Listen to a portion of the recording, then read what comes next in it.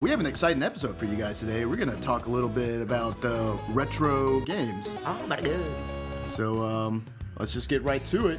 We are the Broest Bros, you knows.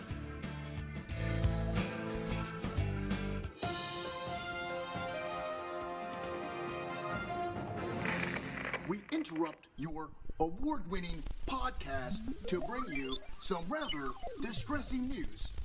We have just gotten word that Mayor Bowser is reappropriating pothole renovation funds to install ghosts and lava pits in her castle. Doug McDermott is still recovering from his injuries from the Cthulhu crisis. With us is Dermot Mulroney. Dermot, how are things looking down there in D.C.? Hi, it's Dermot Mulroney here from Mushroom Kingdom News. Yeah, things are looking not so good. There's this really eerie music in the background, and I think there's these dogs or something that are attached to chains, and they keep trying to bite me. But anyway, there's a timer at the top, and there's gold everywhere, so coins, I guess. It's a little dangerous down here, but gosh, it's exciting. I think, oh no, we're gonna have to get back to you. I think there is a giant turtle, and he looks not so friendly right now. Dermot, we're also getting word that there are giant mushrooms falling out of the sky? Yeah, it's ridiculous. Okay, yeah, there are mushrooms everywhere, and usually they're red, but some of them are green, and they actually taste kind of good, but I'm not sure whether it's that or whether it's the acid that I dropped this morning. Probably shouldn't say that on air. Anyway, it's good, and the other ones, it seems to increase the size of... It's actually kind of dangerous around here. It's quite exciting, though. It's kind of like regular, like DC, just with more colors. Thanks for the report, Dermot Mulroney. Thanks. Back to you guys in the network. Thanks. Well, this is Michael Donovan signing out, telling you to remember to pepper your Anguses. Holy crap. Michael Donovan, once again, you keep interrupting our show, man. Like, you gotta stop doing that. Anyways, we have an excellent episode for you guys today. I'm actually joined today with Matt Alexander. Matt, what's up? What's up, yo? We got an exciting topic. We're gonna be talking a little bit about some video games, retro video games. And we were just talking about this earlier, but this is something kids just can't even relate to now, going to the arcade. Yeah. It doesn't make sense to them. That's what quarters were invented for. Yeah. So let's just get right into it. Some of my favorite arcade video games growing up. Simpsons arcade game. You gotta love beat 'em up ones where you can beat people with either your huge blue weave or your skateboard. Yeah, that's right. And she had a vacuum cleaner. So the vacuum cleaner, yeah. Yeah. And then you can pick up cars and stuff if you tag team it. That's right. Duff gives you strength. And just sticking with that, there were a lot of big beat 'em up arcade co-op games. Yeah. One of the biggest ones, and just kind of capitalizing off the popularity of the franchise, but the Teenage Mutant Ninja Turtles, Yes. the arcade game. Those were fun. That was awesome, and they actually had, the NES had a version of that. The side scroller. Those were so hard. There's 3 of them, because the 4th one, TMNT, Turtles in Time, was Super Nintendo. But yeah. The first 3 were there, and I always thought, first game, you gotta save April O'Neil because her apartment's on fire, and you're like, if you knew how much trouble it was, why don't you just, let her fend for herself? Like, it would save you so much trouble. Yeah. You know what was the thing that was always kind of odd to me? Bebop and Rocksteady were such idiots on the show. Like, they were never really big bad guys, but it would be impossible for you to go up and beat up one of those guys in the game. You actually had to strategize and you'd have to jump over Bebop shooting at you with his little ray gun or whatever. Yeah. I thought that was they're smart for a rhinoceros and yeah. whatever the other guy was. It's like a warthog, something like that. Right, and then and another classic beat 'em up game was the X-Men one. Oh yeah, where you could be Wolverine. Everyone wanted to be Wolverine. Everybody wants to be Wolverine. No one wanted to be Cyclops. He was lame. He's lame. Nightcrawler. People like cool. Nightcrawler. Colossus. Storm. You get Lightning. Was it Jean Grey? Was she a playable character, or was that a different character. It might have been what's her face, Jubilee. Jubilee. Oh, that's right, Jubilee. You're like, I can shoot magic things out of my finger. You're like, what? What is it? Fireworks? Yeah. This is a power? She's like, Yeah. I'm only 16. You're like, "Gah." So she comes in handy, like, when somebody wants to, like, save money on the 4th of July. You're like, wow, hey, thanks." Jubilee, why don't you come over? Yeah. Do your thing. All right. Let's see here. NBA Jam. NBA Jam. You- 2v2. Boom Shakalaka. You remember Boom this? shakalaka, heating up, on fire. On Fire. Yeah, that was one of the classic arcade games. We're gonna go through a couple of these NES games. Chip and Dale Rescue Rangers. This one is interesting. There was a lot of ducking, throwing giant apples, and you got attacked by mechanical dogs Yeah. that were the size of like chipmunks. So they were actually like quite Pretty small. But, you could dodge them and do other stuff, and I don't know, like you're running up a tree, and it looks like the tree is your side, the same thing. You're Yeah. like, wow, this is a really tiny tree stump, because my foot's as big as the thing. But, and a really cool thing in the game is it had an overview, like an overworld map, kind of like a Super Mario 3 had. So you could actually choose different paths. I don't think they had any warps or flutes or princesses or anything, but all the other stuff was there, meaning you could choose a path to go, so you'd play different levels to get to the end. So it had good replayability. And what was the bigger chipmunk? They had the Yeah. lady chipmunk, and she was kind of like Yeah. the tech whiz. And they had the guy that like flew them around everywhere. Yeah. And whoever he was, he must have been like David's favorite character, because he was on like obsessed roids. with cheeses, and he was on roids. And he was. That's how he gets so big. And he got so big because he ate a bunch of cheeses. Interesting game. It's kind of weird, like looking back at some of these games, but there just happened to be a bunch of crates the size of chipmunks everywhere, that you can hide in. So you just brought up Super Mario 3, and that one was probably the best one. Obviously, the first one was a classic, and it came with the console. Yeah. No one really remembers Super Mario 2. It was really hard. It was really hard. Actually, I recently watched one of those like playthrough videos where somebody beat it in like 10 minutes. Oh, yeah? You're like, how would anyone think to do any of these things? Because there's also like the portals, but there's no whistles, so it's like you gotta like throw the little thing down, turn it to nighttime, you go through the doors, do stuff, and each person has like slightly different abilities. Like Toad can actually run faster than everyone. Yeah, that's right. And Princess can float, and then Luigi can jump higher than anyone else. They're like, but you have to have played the game like quite a bit to actually notice these tiny differences, and you have to be like really good to actually even take advantage of them. So I'm like, man, this is what emulators were made for.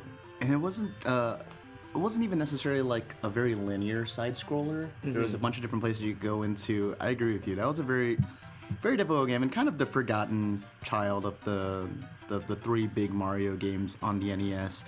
The big one for Super Nintendo, Super Mario World, introduced Yoshi, and that was a big game. It seemed like all the Nintendo franchises, each of their big console launches came with this really awesome Super Mario game. You had the original Super Mario Bros., you had Super Mario World, and then you had Super Mario 64 that launched with the Nintendo 64, and that was an awesome game too. Like a great way to show off this new powerful console. Super Mario is now in 3D. Can do triple jumps. And then GameCube comes out, and it didn't have a Super Mario game with it. Yeah, That was that's weird. really weird. I think, what was it, Super Mario Sunshine? Yeah, it came out later, and I heard it was a good game. And the new Marios that have come out for the Galaxies Wii, for Wii, the Galaxies, those have gotten great reviews, but Yeah. I've never actually played I any played of them. the Galaxies, and they're actually really fun. Same thing. It's like, well, I guess it's cool too, because then it's like, they have World 8-1, World this. Like, you're actually having different worlds. You're traveling to different planets, and like the geography and everything is different. But the storyline is fairly involved for that one too. So it's like they've really built off of everything, like from the beginning. which is really cool. That Is the princess still getting kidnapped by Bowser?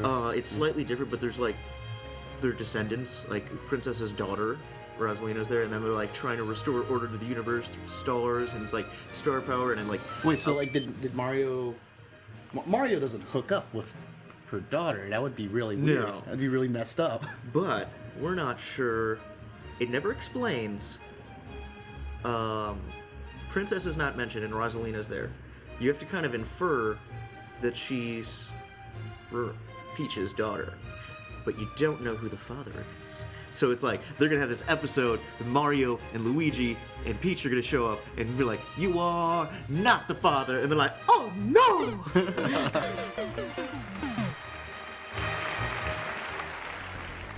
Just moving right along, another really famous franchise, the Metroid franchise. Metroid, fun stuff. So Metroid was on the original NES, and then just because it was the Super Nintendo, all of, I guess, everything that was on the Super Nintendo had to have Super in the title. So Yeah. Super Metroid. Super Metroid. And that was the one that you said you wanted to talk about. You Yeah. like that one. Really like that one because, I don't know, the original one, I'd only played it when I was a kid. I played it a couple times.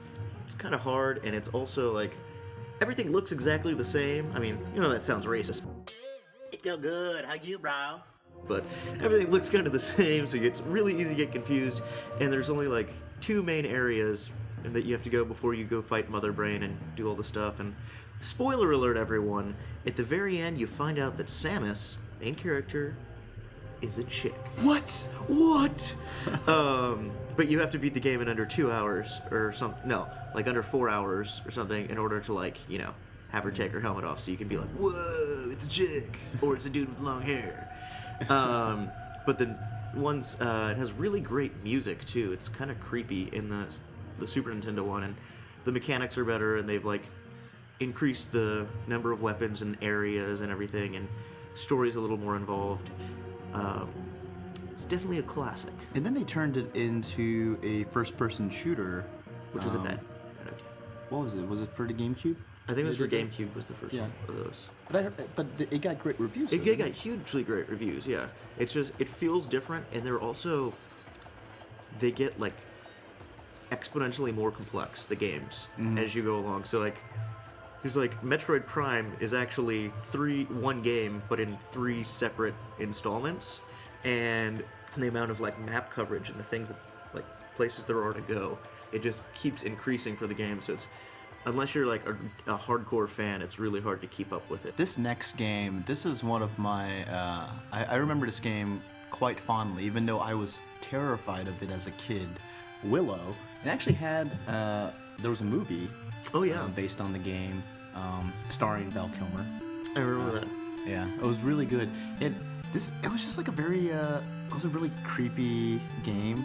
The Queen was very scary looking. She's pretty creepy. and she was And like, there were dwarves everywhere. and I mean, like, what was it? She was trying to kill babies, and she turned like that's really people into pigs.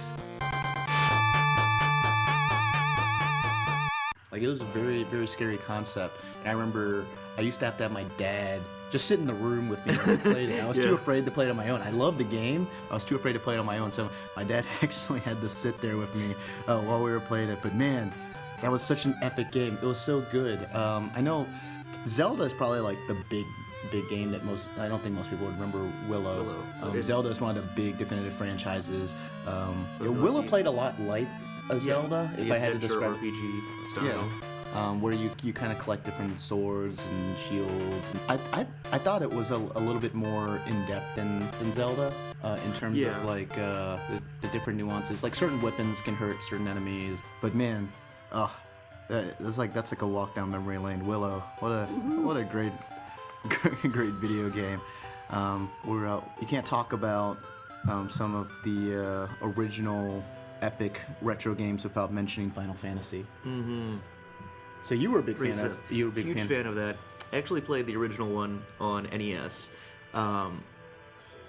and I never beat it on NES. But they've done reboots of it or like remakes of it with a few more graphics and stuff for like PlayStation. Much easier that way, but it's very cool. And got to give a shout out to my philosophy professor because hylomorphism and throwing out the 4 crystals are based on the 4 elements of early Greek philosophy of earth, air, water, and fire.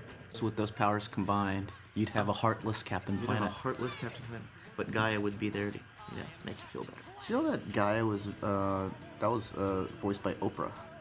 Oh my gosh, you're right. So weird, right? Oh, it's so crazy. It's also an NES game, but it's not very good at all. So epic game that was so hard. Contra. Oh my gosh, Contra's super hard. And there's 2. There's Contra and there's Super C. And you're like, well, it doesn't really matter because they're both ridiculously hard. Yeah. But me and my cousins would play that all the time. We're like, oh, this is so cool. Yeah, And it's a then co-op game. It's a fun co-op game. Great co-op game. And then you die after like 30 seconds, and you'd be like, oh, well, that was fun. Yeah. And then you just you'll cheat code and get 30 lives, and then you die after like 5 minutes. That's right. Left, right, A, B, select, start. Oh yeah, you could do that for Ninja Turtles too. Yeah, all the Konami games. So Yeah, all the Konami games did that. Yeah. Yeah. and then if you weren't quick enough to do that, you can just go and buy a Game Genie. Yeah. Yeah, And then you're just like, just give me infinite lives. That'd be Yeah. cool. I remember that. Like whoever had a Game Genie, that was like the coolest thing. You're like, whoa, and you Yeah. basically go into God mode. Yeah. Let's see here, Castlevania. Castlevania, another great series that is still continuing. Now on PlayStation, didn't continue with the Nintendo. There's 3 of them? Yeah, 3 of them at least for NES. And then again, 4th one came out for Super Nintendo. And they're like side-scrolling. It was kind of like adventure RPG because they're in the earlier on. I think in Simon's Quest was the one where it's like you have to like learn the magic and you have to go to all these different places and get the little relics of Dracula and collect all of his body parts and then get them all together and kill it with fire. So you can actually like kill him once and for all. And by once and for all, we mean for that game until they come out with another one that has Dracula in it. Yeah. It was pretty cool. So is there a Castlevania for like the next gen systems? Do you know of? Yes. There is? Well, there's that. There's one for Super Nintendo that had like, it was supposed to be really cool because it was like, you don't have to just whip like in 4 directions. Now you can whip in 8 directions. And you had to like swing off of stuff. And then PlayStation had the first one that was really big, Symphony of the Night. Horrible voice acting, but it had really great music and a very large story, and you had like a huge inventory of items, and you had like different equipment. It was a lot like RPG elements into that because you actually had like numerical stats that you would raise, and you'd gain levels based on experience. But it was a platformer like Metroid. It was no longer just like side-scrolling, so there's like lots of jumping and other stuff. And same thing with Metroid. It's like, oh man, I can't jump up there yet. And you're like, oh, you need this item so that you can double jump, or you need this item so you can get through this tiny grate by turning yourself into mist, or fly as a bat. And then once you get an item, it'll open up all these other areas so that you can exploratory.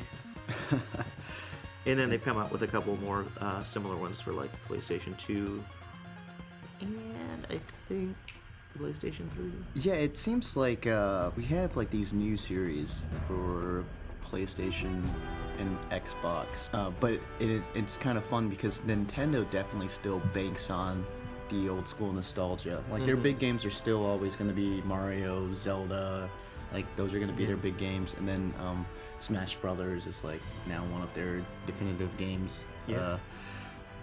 Star Fox.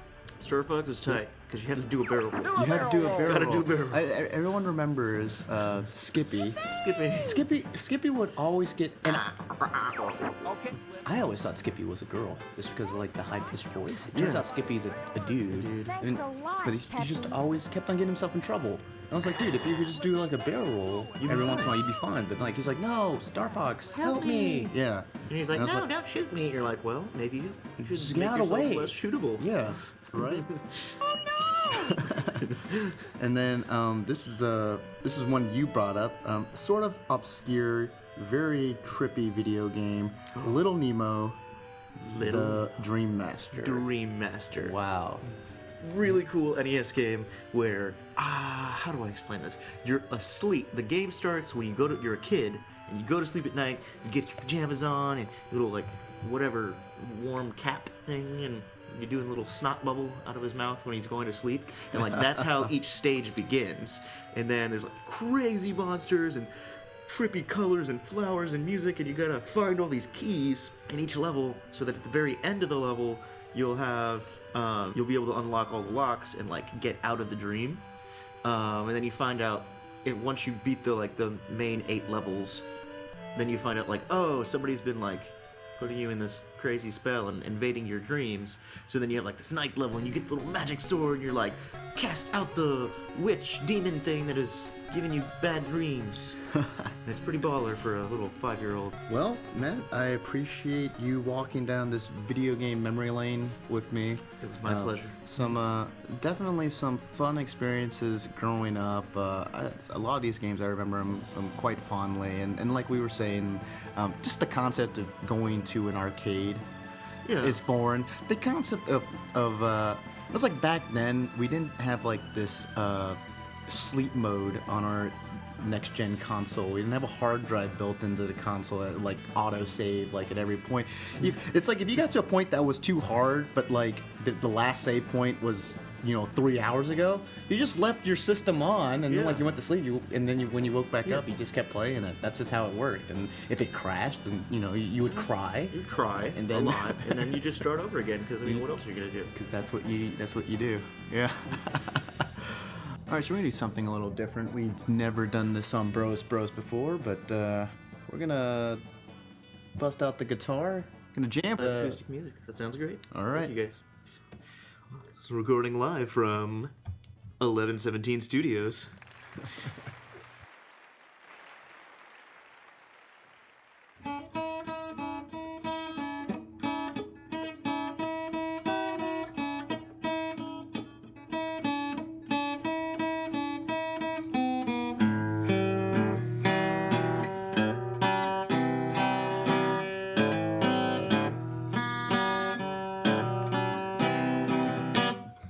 Somewhere they're speaking, it's already coming in. Oh, and it's rising in the back of your mind. You never could get it unless you were fed it. Now you're here and you don't know why. But under skin knees and the skid marks past the places where you used to turn. You howl and listen and wait for anger of angels that won't return. He's everything you want, he's everything you need, he's everything inside of you that you wish you could be. He says all the right things at exactly the right time, but he means nothing to you and you don't know why.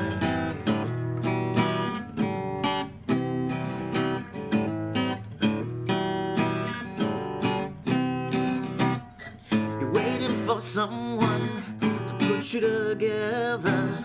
You're waiting for someone to push you away. There's always another one to discover. There's always something more you wish he'd say. He's everything you want, he's everything you need, he's everything inside of you that you wish you could be. He says all the right things at exactly the right time, but he means nothing to you and you don't know why. You'll just sit tight and watch it unwind. Tell me what you're asking for. You'll be just fine with all of your time. Show me what you're waiting for.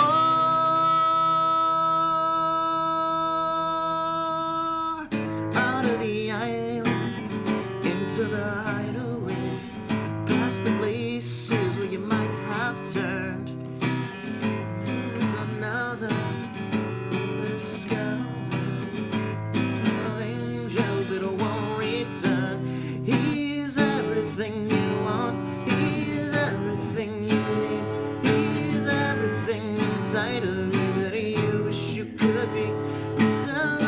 right things at exactly the right time, but he means nothing to you and you don't know. I am everything you want, I am everything you need, I am everything inside of you that you wish you could be. I say all the right things at exactly the right time, but I mean nothing to you and I don't know why. Don't know why. Don't know why. Why.